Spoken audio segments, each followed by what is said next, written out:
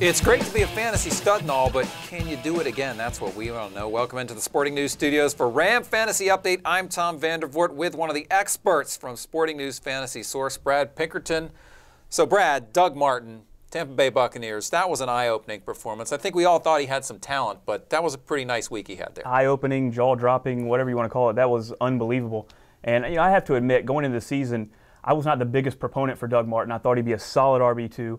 And, a lot of the hype was putting him up in, like, surefire RB1.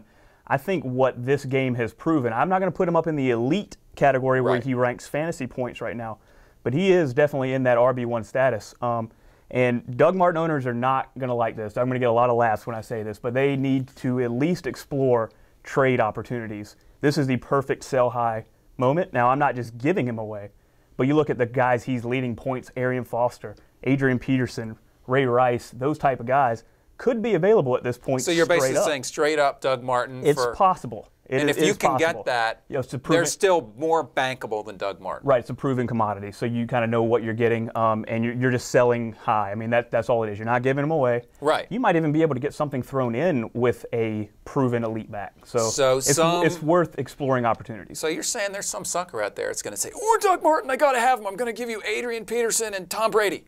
Then you should take it. Maybe that's too good to be true, but yeah, it's worth finding out because you never know. Right. Okay. Now, how about the Chicago Bears defensive team, another studly unit? Yeah, that was another eye-opening performance from this past week, but really they've done it all year. I mean, you look at the 8 defensive special teams touchdowns they've scored this season. I mean, that's incredible.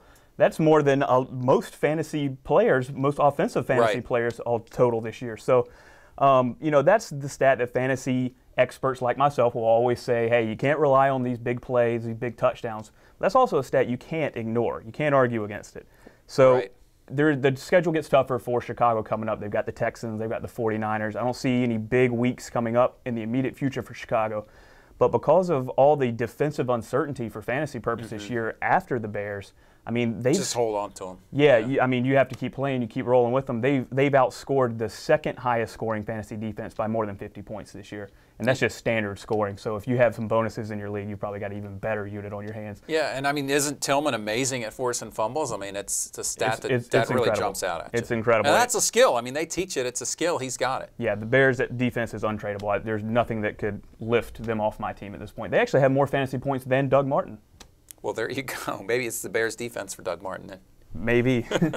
All right, how about Carson Palmer at quarterback for the Oakland Raiders? Yep, another great Week 9 performance, and we're looking at a tough matchup for him this week going against Baltimore. But his arrow is on the rise. Not only has he scored more than 23 fantasy points per week over the last month, that injury in the backfield with Darren McFadden, we don't know how long he's going to be out. With such unproven options backing up McFadden, you've got Tywan Jones, Marcel Reese, and even Mike Goodson, his direct backup. He's out with a high ankle sprain for an undetermined amount of time, too. So with so much uncertainty in that backfield, the Raiders are going to have to throw early and often, and that's going to put the ball in Palmer's hands a lot. You can expect a lot of picks. It's going to happen. We saw 3 this past week, even though he had that great game. So brace yourself for the turnovers, but there could be a lot of fantasy points in the near future. After the Ravens, if you have your quarterback with a bye in the final bye weeks of 11, he's got the Saints, and that's a perfect plug and play. Absolutely, absolutely. All right, that's Brad Pinkerton. I'm Tom Vandervoort, and thanks once again for watching Ram Fantasy Update.